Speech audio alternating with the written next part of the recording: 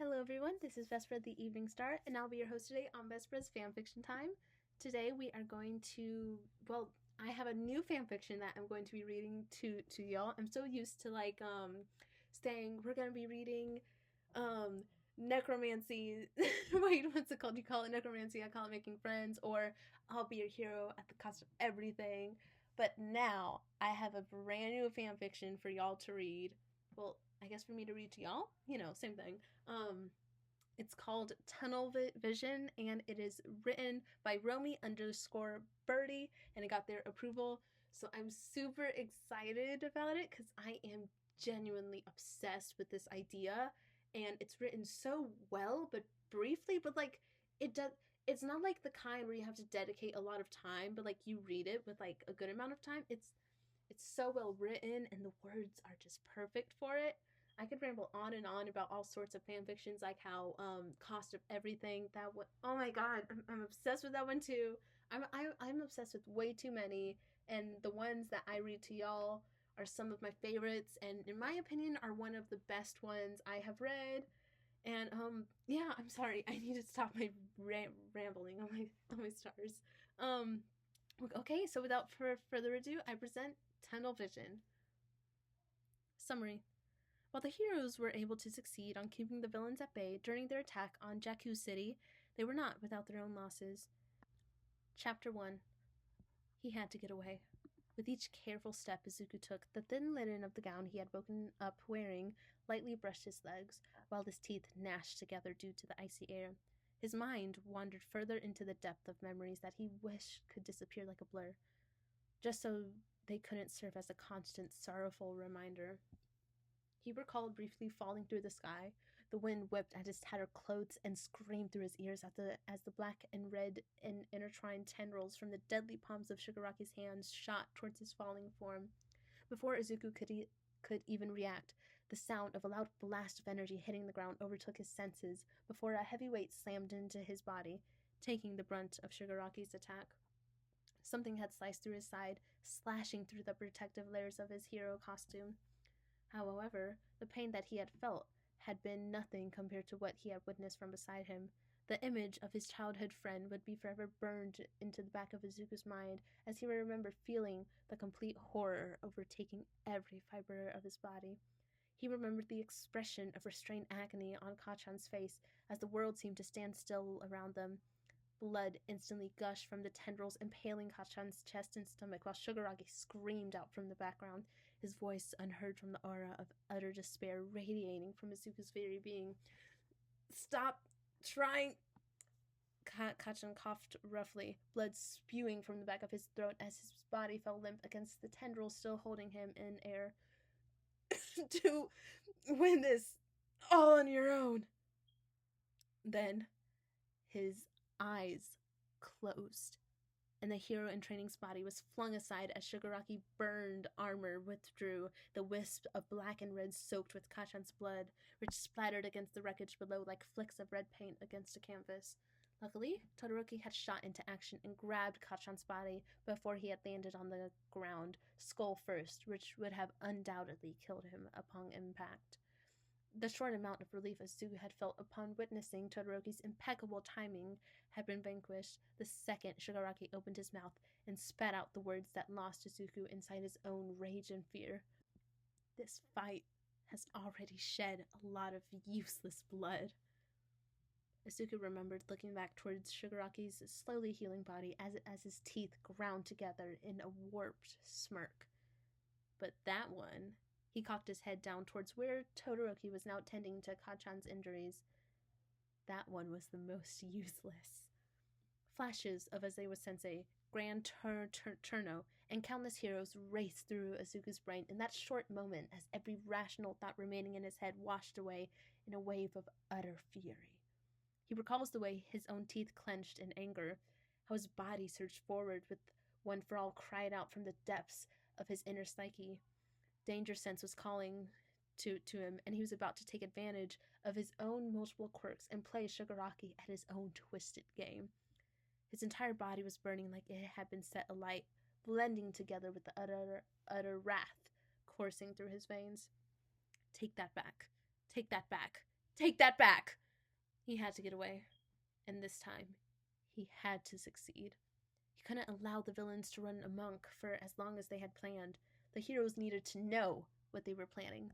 Izuku's feet slapped against the cold tiles, breathing heavily as he cradled the crook of his left arm as a small stream of blood dripped through his fingers.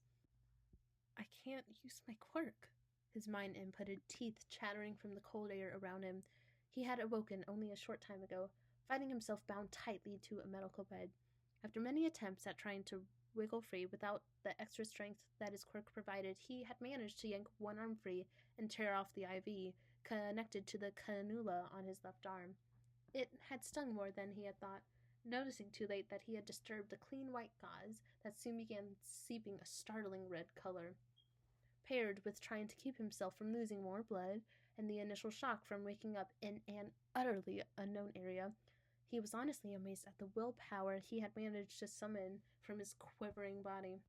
With each raspy exhale, Izuku's chest burned more and more while he squeezed his eyes shut and attempted to control his breathing. One for All had completely vanished. Yet Izuku knew he couldn't afford to worry about that for the time being.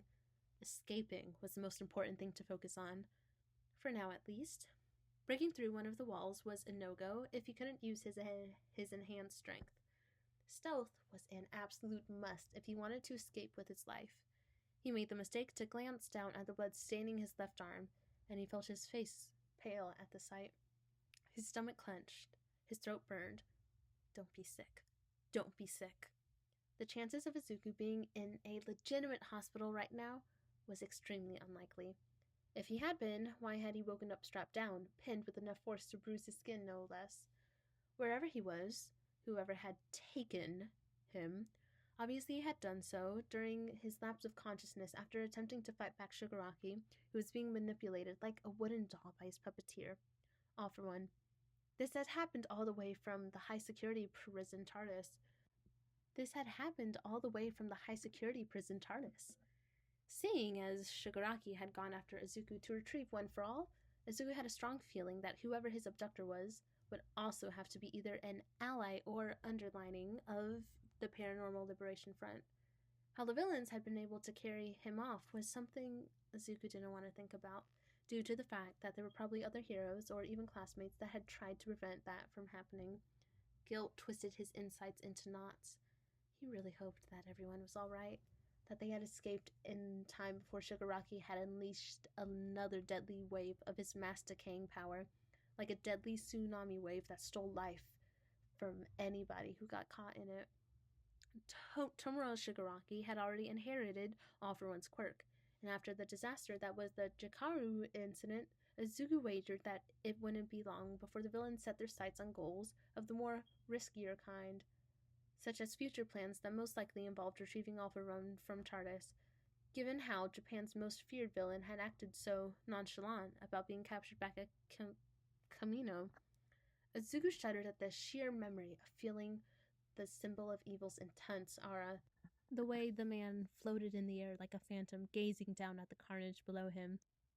Perhaps it was One for All reacting back then, but Izuku had felt the strange feeling of familiarity the very second All for One's metallic voice rang out to the heroes opposing him. How was this even possible? Was it still something Izuku was trying to work out? Izuku's brows knitted together upon remembering that particular memory. Why would he be thinking about that now? An echo of numerous voices traveled down the long, narrow, dark corridors, causing Izuku to immediately stop in his tracks, bare feet burning under the slippery surface while he pressed himself up against one of the many off-color walls. He couldn't move a muscle. The footsteps were getting louder. With each step in the distance, Izuku felt his hope slowly drained away. This place was huge, with hallways that seemed to go on forever and constant noises coming from different ways that made Izuku's already racing heart grow more panicked. He was foolish for even believing he could be able to find a way out of this maze. He swallowed down the hard lump lodged in his throat as he bit down another gasp. Anxiety began to overwhelm all rational thoughts. Somebody still coming this way? What if it was Shigaraki? What if he was coming to finish the job at the Jaku raid? His chest tightened. The flashes of Jaku City Kamina Ward, the USJ, the terrifying incident at the mall. Let's talk, Izuku Midoriya. Izuku felt phantom hands grasping at his neck, choking the life out of him. The mere memory alone was enough for Izuku to let out a strangled yelp of alarm. Despite the lack of danger around him, his hands betrayed him, trembling more as he grasped at his clammy neck and face, summoning all of his willpower to not crumble to the floor and cower like a frightened animal. He'll kill me. Sharp tears prickled at his eyes, and he squeezed them shut, trying to blot out his feeling of utter helplessness. He couldn't use his quirk. He was utterly defeated. Defenseless Izuku. Weak, useless Deku. He couldn't even protect his teachers, or Kachan. Every cruel word uttered by people around him. Perhaps they had been true all along. Night Eye's treatment of him had been warranted. How could he be a hero if he couldn't even protect himself, let alone others? Oh, there you are. Izuku's mind faltered, and his mouth hung open like a fish caught on the end of a hook once he got a good look at the familiar face staring back at him. Where did he come from? Izuku swallowed thickly. Dr. Kuragui, known better by his criminal alias as Druma Yuko, regarded the young teen with an almost amused expression, wrinkling his nose and curling his lips into a tight smile. I was just about to sound the alarm when I saw your bed empty. Count your blessings that I am the one who found you, and not young Dabi or that toga girl. Dabi? Izuku blinked slowly. Oh, was he talking about Toya Todoroki? And he certainly couldn't forget about the toga name drop either. Come dance with your son in hell, Enji Todoroki! Izuku's lips trembled at the memory. He hoped Shoto had been able to get away safely. The thought of his friend going through more trauma was now beginning to eat away at him like flesh-eating bacteria. Don't think about it. Don't think about it. Stay focused. He let out a jittery breath, goosebumps traveling up his spine. The doctor had either intentionally or unintentionally let Izuku in on who had snatched him from the wreckage that was Jaku City. It had been Shigaraki and his followers. Rich wasn't good. At all. He knew who had brought him here, but what good would it do when he had no way of fighting back, especially with his injuries from his rage-induced assault on Shigaraki after Kachan had been injured? Maimed? Minutes away from death? Izuku felt the familiar prickle of tears, and he blinked harshly, trying to combat them back while they threatened to spill down his freckled cheeks. It's rather funny, the scientist mused, like he was reminded of a fond memory rather than what his mouth was spewing out. I thought you'd be out for another day or two, at least after that frightening stunt you pulled at Jaku. You were like a monster up there. Izuku's brain had turned to mush as he looked up at the pudgy face, bushy mustache, and goggles reflecting his own sickly pale expression. Dr. Sue. The second their eyes met, Izuku felt his stomach lurch, and he instantly hunched over, slapping a hand over his mouth while trying to fight the urge to empty his stomach. The doctor tilted his head, seemingly amused at the small amount of fight the teenager still had in him, despite the recent events that had transpired at the raid. He followed Izuku's movements as the boy slid further towards the ground. Nausea is to be expected with the heavy pain relief dosage I gave you. You only have yourself to blame for how badly it's affecting you now. You should have stayed put. His voice was devoid of any caring tone, the way a doctor or a nurse would speak. He spoke with a condescending smirk and a smug expression that would have irritated even the most patient of people. Stop with these theatrics, Izuku. I have other patients to attend to at this moment, and we really can't have you running around aimlessly, can we? Everything's spinning around me. Izuku pushed his palm against the wall with a restrained gasp, his legs giving in as they slammed painfully against the hard ground. I don't think I can move, Izuku whispered, leaning his heavy body against the wall as his eyes flashed with different colors. I am not carrying you back to the laboratory, the doctor sniffed, nudging the boy with one foot before running a hand down his face with an irritated sigh when the teen's head lolled forward weakly. One more warning. I have a shot of trigger in my side pocket. I will inject it into you if you don't get up.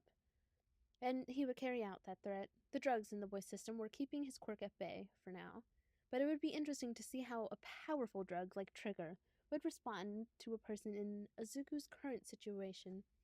Would it activate one for all regardless?